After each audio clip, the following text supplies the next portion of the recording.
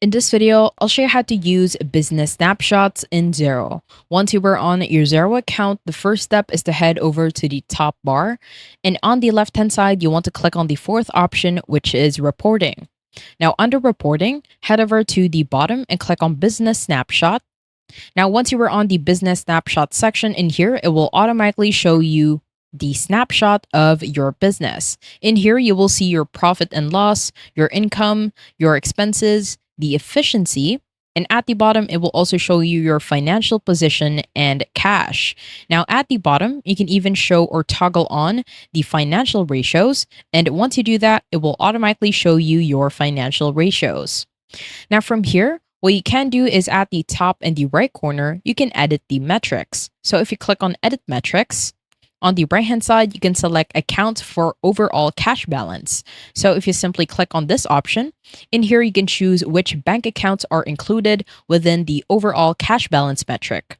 In here, I have 2 bank accounts, and if you have more, it will also show within here. So let's say you only want to add your business bank account. So uncheck the savings account, click on X.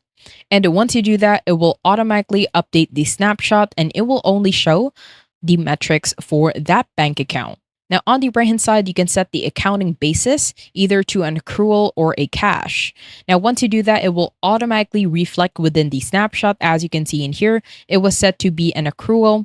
So on the accrual, it will show you the exact accrual. And if we change the accounting basis to cash, then it will also change to that.